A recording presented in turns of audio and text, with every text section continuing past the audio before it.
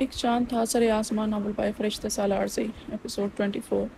منیہا نے ابھی ابھی اسے نہلا دھلا کر نئے کپڑے پہنائے تھے اور اب فراز صاحب شہر کا دورہ کرنے کے لیے تیار تھے۔ جمعے کے روز علی اور فراز کو ابا کی خاص الخاص موٹر بائیک عنایت ہوتی تھی اور وہ دونوں پورے شہر کے چکر کاٹ کر شام کو واپس آتے۔ ابھی بھی علی بائک میں پیٹرول ڈلوانے کا کہہ کر نکلا تھا، مگر فراز کے لیے انتظار کرنا خلاف شان تھا۔ ماموں نہیں آتے، وہ منہ بنا کر بولا تو منیہا نے اسے تسلی دی۔ ایک تو اس کی اپنی طبیعت خراب تھی، اوپر سے فراز کو 24 گھنٹے ایک کیئر ٹیکر کی ضرورت رہتی تھی۔ آ جاتے ہیں ابھی تھوڑی دیر میں۔ موبائل چارج پہ لگا کر وہ خود نماز عصر کی ادائیگی کی نیت سے وضو کرنے چلی گئی۔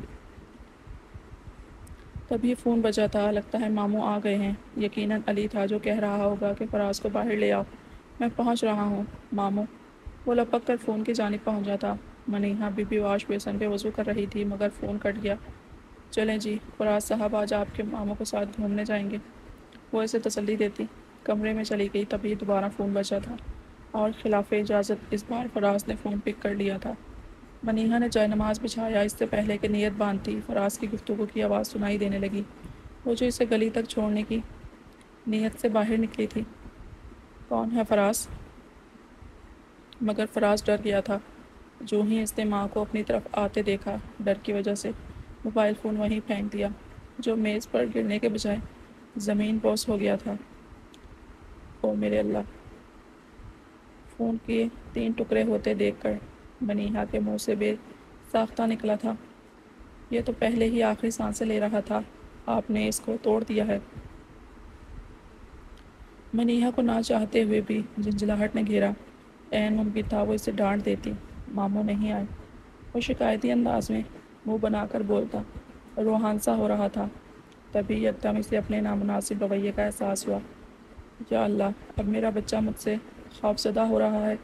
فراز کا خلاف معمول منہ بن چکا تھا، وہ سہما ہوا اس کی جانب دیکھ رہا تھا اور یہ ادراک کا لمحہ تھا۔ اسے شدت سے احساس ہوا کہ وہ اپنے ساتھ ہوئی زیادتیوں اور کمیوں پیشیوں کا بدلہ اس معصوم سے لے رہی تھی۔ پچھلے چند روز میں اسے جتنا فرسٹریشن تھا وہ اسی بیچارے پر تو نکلا تھا جو بھی بہت چھوٹا اور معصوم تھا۔ کوئی بات نہیں ماما کی جان، رو کیوں رہے ہیں آپ؟ بے ساختہ پنجوں کے پل بیٹھ کر وہ اسے سینے سے لگا چکی تھی۔ آنسو تھے کہ بے تاب تھے اور ہر صورت بہہ جانا چاہتے تھے، مگر اس نے خود پہ قابو کیا۔ میں بہت بے وقوف ہوں کہ کیسی ماں ہوتی ہے وہ جو زمانے بھر کی نفرت اپنے ہی بچوں پر اڈیل سکتی ہے۔ اگر میں ایک ماں ہو کر اسے محبت نہیں دے سکتی تو دنیا کو کیا پڑی ہے کہ کسی کی اولاد کو محبت اور پیار اور مان دے۔ اس سوچنے سے فراز کے آنسو اپنے ہونٹوں سے چن لینے پر مجبور کیا تھا۔ آپ پریشان نہیں ہوں، ماموں آتے ہی ہوں گے۔ آج اگر وہ دیر سے آئے تو میں انہیں بہت ڈانٹ پلانے والی ہوں، وہ اس سے گدگداتے ہوئے بولی، اور اسے یوں دیکھ کر اس بچے کی آنکھوں میں وہی چمک آ گئی تھی جو اس کی آنکھوں میں ہمیشہ ہوتی تھی، جو دیکھنے والے کو متوجہ کر لیتی تھی۔ جلال! اہلی کی کال آئی تھی، وہ گھر پہنچا تو ذہن انتشار کا شکار تھا، اوپر سے رہی کہ صحیح کسر بلال نے اہلی کا ذکر کر کے نکال دی۔ تو میں کیا کروں؟ دیگے چڑھاؤں یا کوئی اور طریقہ اپناؤں جشن منانے کا؟ وہ بیزاری سے جواب دیتے ہوئے اپنے کمرے کی جانب جانے لگا۔ خیر، جو بھی مسئلہ ہے تم دونوں کا، مگر تم لوگ بزنس پارٹنر ہو اور تم لوگوں کو بیٹھ کر بات کرنی چاہیے۔ بلال نے اس کی بیزاری کا نوٹس نہ لیا، ویسے بھی اب انہیں عادت سی ہو گئی تھی جلال کو برداشت کرنے کی۔ آپ کے کہنے کا مطلب کیا ہے؟ وہ انہیں گھور کر بولا، میرے کہنے کا یہی مطلب ہے کہ اہلی چاہتی ہے کہ وہ اس اسٹور میں اپنے شیئرز کے متعلق کچھ فیصلہ کر لے۔ بہتر ہے تم اس کے لیے کوئی مسئلہ پیدا کیے بغیر اسے اس کے شیئرز بیچنے دو۔ بلال بھی دو ٹوک مدعے پہ آئے۔ جلال کے ساتھ تمہیدی بیان باندھنے کا کوئی فائدہ بھی نہیں تھا۔ نہیں بیچنے دوں گا میں کوئی شیئرز، جو کرنا ہے اس نے کر لے۔ وہ غصے میں تھا۔ پاگل ہو تم؟ یہ قانونی طور پر اس کا حق ہے، تم اسے نہیں روک سکتے۔ بلال کو بھی اس کا یہ انداز برا لگا تھا۔ میں کیا کر سکتا ہوں، کیا نہیں، یہ تو میں بعد میں بتاؤں گا۔ آپ اسے کہیں مجھ سے بات کرے، دلالی نہ کروائے کسی سے۔ وہ اول پھول بک رہا تھا، وہ بات کو بڑھانا نہیں چاہتی۔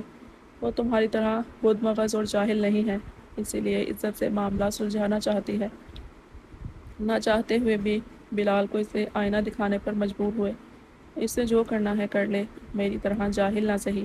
اگر اتنی وہ آپ کی طرح تمیزدار تھی تو پہلے سوچتی کہ جو کر رہی ہے اس کا نتیجہ کیا نکلے گا؟ اب جو اس نے کرنا تھا کر لیا ہے، آگے وہ ہوگا جو میں چاہوں گا۔ وہ بستر سے اٹھ کر دھاڑا۔ شرٹ وہ اتار کر پھینک چکا تھا، اب الماری سے کوئی دوسری شرٹ تلاش کر رہا تھا۔ حسب معمول اس کی وارڈروب کسی ایلیٹ کلاس کی بزنس ٹائکون کی طرح سیٹ رکھی گئی تھی، ورنہ باقی تمام افراد کو تو اپنے کمرے کی ہر چیز خود درست رکھنا پڑتی تھی اور نتیجتاً اس کی حالت خراب ہی ملتی تھی۔ جلال، پاگل نہیں بنو، اس نے تمہارے ساتھ کوئی زیادتی نہیں کی جس طرح تم رکھنا چاہتے تھے۔ اس طرح یورپ کی عورت نہیں رہ سکتی۔ میں تو حیران ہوں وہ اتنا عرصہ بھی تمہارے ساتھ کیسے رہ گئی۔ یہ پاکستان نہیں ہے، یہ جرمنی ہے، یہاں کوئی پیار محبت نہیں ہوتا، صرف جسم ہوتا ہے اور معاشی فائدہ۔ بلال نے کچھ نرم ہو کر اس کو سمجھانا چاہا، مگر اس کا ذہن پہلے سے تھکا ہوا تھا، وہ کچھ سمجھنے کو تیار نہ تھا۔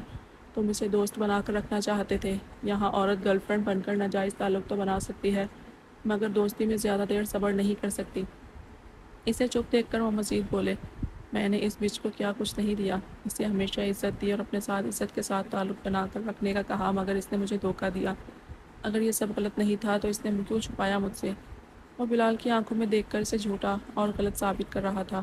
تو جو اس کے جواب میں تم نے کون سا کوئی نیکی کا برتاؤ کیا ہے؟ میں نے انجان نہیں، سب جانتا ہوں کہ تم اور وہ لوفر موسیٰ کیا کچھ کرتے پھر رہے ہو۔ انہوں نے اسے تڑی لگائی۔ مگر سامنے بھی جلال کریم علوی تھا، جس کے نام جیسا تو شاید دنیا میں کوئی ہوتا، مگر اس جیسا کوئی نہ تھا۔ وہ سب سے الگ تھا، سب سے منفرد۔ تو وہ کچھ بھی نہیں تھا، میں اس سے آگے بھی جاؤں گا۔ وہ بستر پر ڈھہ گیا۔ اس سے کہیں مجھ سے ملے، پھر میں اسے بتاؤں گا کہ کس قانون کی بات کرتی ہے وہ، اور کون سا قانون چلتا ہے یہاں۔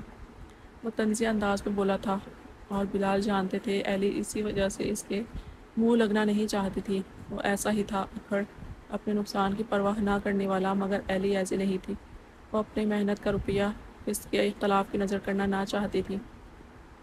جلال، یہ کوئی مذاق نہیں ہے، سیریس ہو جاؤ، اس سب میں تمہاری بھی محنت ہے جس طرح ایلی کی ہے، اس لیے اپنی محنت کو ضائع نہ کرو۔ ویسے بھی ایلی نے بھی یہی کہا ہے اور وہ سچ کہتی ہے۔ بلال ایک پل کو رکے۔ اچھا، کیا کہتی ہے وہ؟ آپ کی سوچ سچی فرشتی؟ وہ زہر میں مجھے تیر چلانے کی مہارت رکھتا تھا۔ وہ کہتی ہے کہ اس نے تمہارا بہت انتظار کیا، مگر تم نے آگے قدم نہیں بڑھائے۔ فیکٹ اس کا کہنا ہے کہ تم ابھی بھی اپنی ایکس کو لائک کرتے ہو اور ایموشنلی اسی کے ساتھ ہو۔ ایلی کی تمہاری زندگی میں کوئی جگہ نہیں تھی، اسی لیے وہ آگے بڑھ گئی۔ دوسری جانب وہ بھی اس بیان پہ ششدر سا اٹھ بیٹھا تھا۔ جلال، تم خود کو دھوکہ دے سکتے ہو، مگر ایک جرمن عورت کو اس سے زیادہ دھوکے میں نہیں رکھ سکتے۔ تم نے اس سے کوئی وعدہ نہیں کیا اور آگے بڑھنا اس کا حق تھا، اور وہ تم سے زیادہ بہادر اور عقل مند تھی، اسی لیے آگے بڑھ گئی۔ بلال حقیقت پسندی سے سارے معاملات کا تجزیہ کر رہے تھے۔ تو کیا ایلی کو بھی یہ محسوس ہوا تھا اور وہ اتنا ڈفر تھا کہ کبھی محسوس ہی نہ کر سکا؟ وہ حیران تھا۔ بلال اس کی خاموشی پہ تنگ آ کر اسے وارننگ جاری کرتے باہر کو ہو لیے۔ وہ ابھی بھی وہیں پڑا تھا۔ اوپر سے وہ آواز، آپ کیوں نہیں آئے؟ یہ جملہ جو شاید بلکہ یقیناً کسی اور تناظر میں کہا گیا تھا، لیکن اسے سوئے ہوئے ضمیر پہ ہتھوڑی کی طرح برس رہا تھا۔ او گاڈ، میں کیسے اتنا لاپرواہ ہو سکتا ہوں؟ میں کیسے بھول سکتا ہوں؟ میں ایک خود غرض انسان ہوں جو صرف اپنے بارے میں ہی سوچتا رہتا ہے، جو کسی کے بارے میں کچھ سوچ نہیں سکتا۔ یہ احساس جان لیوا تھا۔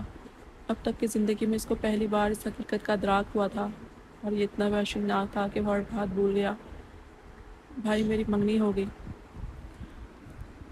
وہ اسٹور کھولے بیٹھا کاؤنٹر پہ اونگھ رہا تھا۔ اس کی سوچ بچار کی عادت نہیں تھی، مگر اب ذہن تھا کہ ان باتوں سے نکل ہی نہ پا رہا تھا۔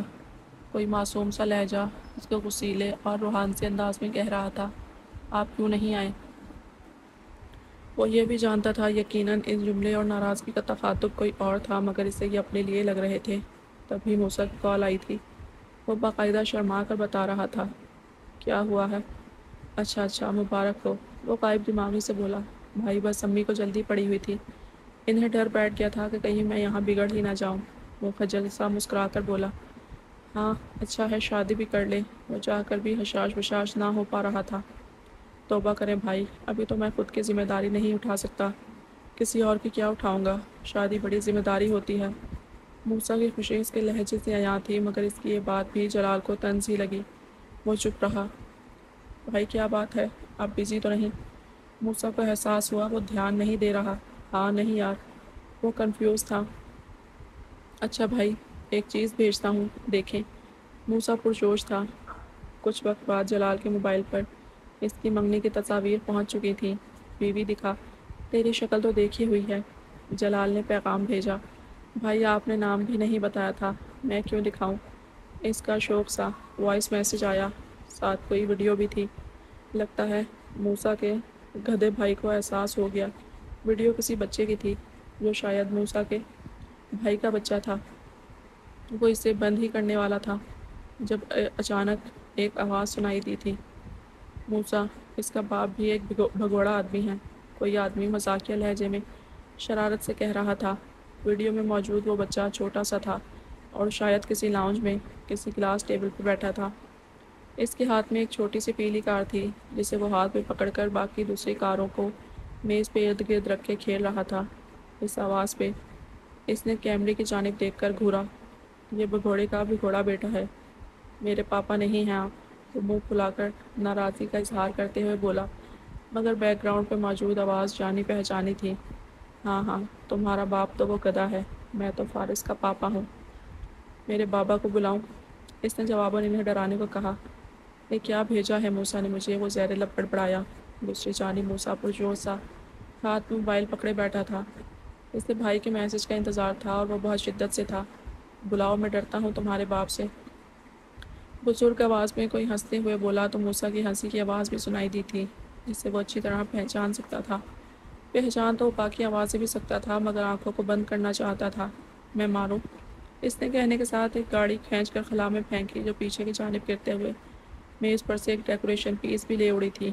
موسیٰ اور دوسری آدمی کی ہائے ہوئے سننے والی تھی۔ یہ دیکھو ذرا، آپ نے توڑ دیا، یہ تو بری بات ہے۔ موسیٰ کو بھاشن دینے کی آواز آئی تھی، میں اپنی ماما کے پاس جا رہا ہوں۔ وہ اب وہاں رکنے میں انٹرسٹڈ نظر نہ آتا تھا۔ اچھا مت جاؤ، تمہارے بابا بہت اچھے ہیں۔ موسیٰ نے معافی تلافی کرنا چاہی، یہ اپنے بارے میں کوئی بات نہیں سنتا، کسی کی فخریہ سی آواز ابھری تھی۔ وہ بزرگ اس بچے کے ساتھ بہت خوش نظر آتے تھے۔ ہمارے تو سارے ڈیکوریشن پیسز توڑ دیے، کچھ اس کے باپ نے اور کچھ اس نے۔ کسی کی افسوس بھری آواز ابھری تھی۔ بچہ منہ بنائے خفگی سے انہیں دیکھ رہا تھا، جن کا صرف ایک ہاتھ نظر آ رہا تھا جس سے وہ بچے کو چھونے کی کوشش کر رہے تھے۔ یہ کون ہے موسیٰ؟ تیرے بھائی کا بیٹا ہے۔ اس نے بدترین خدشات کو نظر انداز کرتے ہوئے موسیٰ کو پیغام بھیجا۔ وہ اس بات پہ یقین نہیں کرنا چاہتا تھا کہ جو اس کا دماغ اس کے سامنے رکھ رہا تھا۔ اسے یاد تھا گھر میں وہ کتنے ڈیکوریشن پیسز غصے میں توڑ دیتا تھا، اسے سب یاد تھا۔ پھر وہ کیوں بھلائے بیٹھا رہا؟ بھائی آپ کو کیا ہوا ہے؟ اسٹور میں موجود دوسرے لڑکے نے سامان سیٹ کرتے ہوئے اسے پکارا۔ وہ فق رنگت کے ساتھ خلا میں گھور رہا تھا۔ پکارنے پہ بھی کوئی جواب نہیں دیا۔ اچھا مت جاؤ، تمہارے بابا بہت اچھے ہیں۔ اور وہ ناراض نظر آنے والا بچہ رک گیا تھا۔ وہ اپنے بارے میں کچھ نہیں سنتا تھا مگر بات اس کے بارے میں تو نہیں ہو رہی تھی۔ پھر وہ کیوں؟ میں بابا کو بلاؤں؟ آپ کیوں نہیں آئے؟ مختلف کڑیاں ایک دوسرے سے مل رہی تھیں۔ وہ وحشت زدہ ہو کر اپنے سر پر ہاتھ رکھ کر چلایا تھا،